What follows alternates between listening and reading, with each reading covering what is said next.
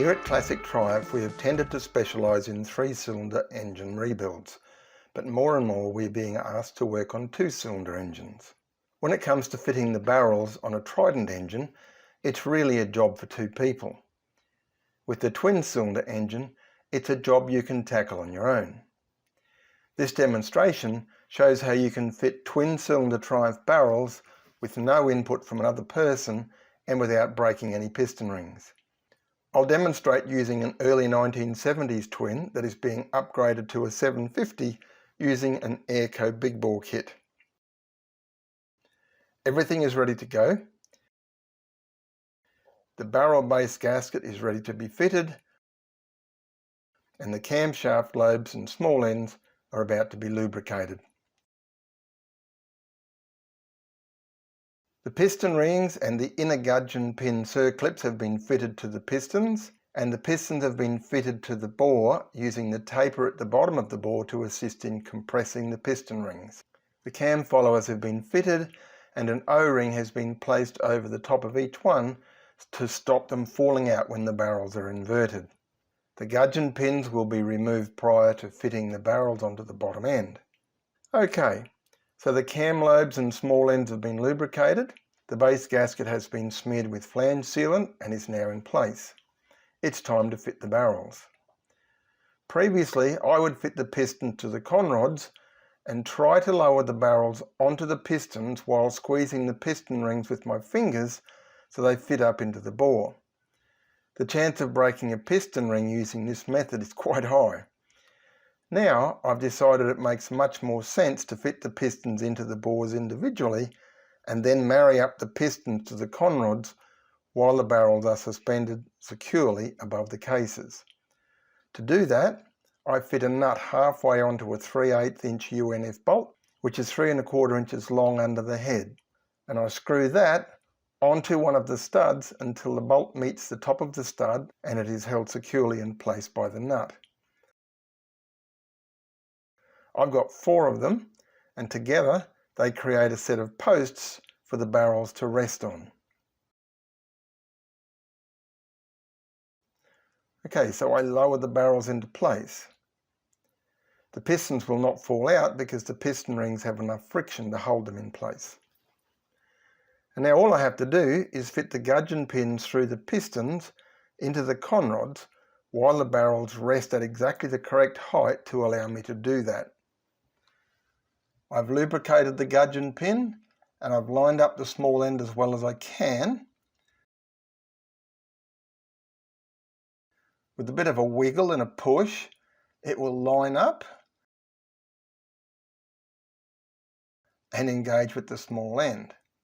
It's a firm fit in the small end, so it needs a bit of force to get it right in. I've used a pair of needle nose pliers to push it home. Okay, it's time to fit the gudgeon pin circlip. Of course, you do not want to drop the circlip into the crankcase, or you'll probably be rather unhappy with yourself for quite a while you try to recover it. And of course, you also want to make sure the circlip is fully engaged in the groove, because the last thing you want is for that to fall out and seriously damage the bore.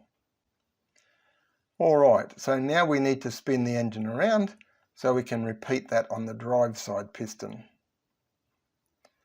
Lock that in place. Now I need to line this conrod up with the piston so the gudgeon pin will slide into place.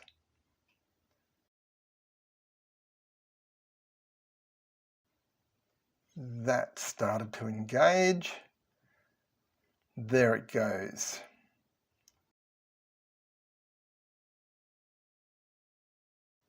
Push that through with my needle nose pliers. Okay, fit the second circlip.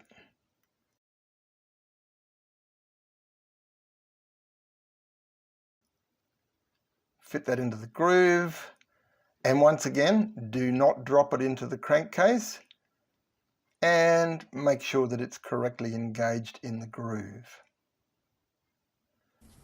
So now it's a simple case of just running these nuts up the bolts. And sliding them out.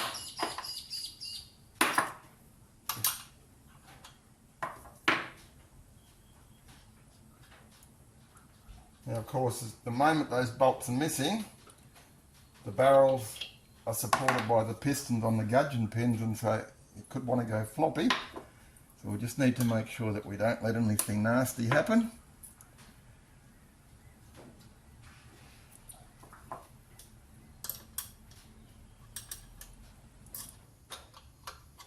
Here we go. Okay, so that one's ready to go. Take charge of the barrels. Remove that one. That one's helped me out by falling out. And down we go into place.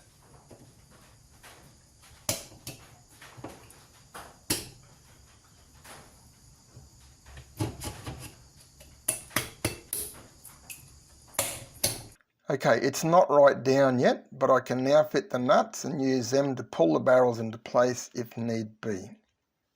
Okay, so clearly that's one easy way to fit the pistons and barrels to a Triumph twin bottom end on your own and without breaking piston rings. I hope you found that to be helpful.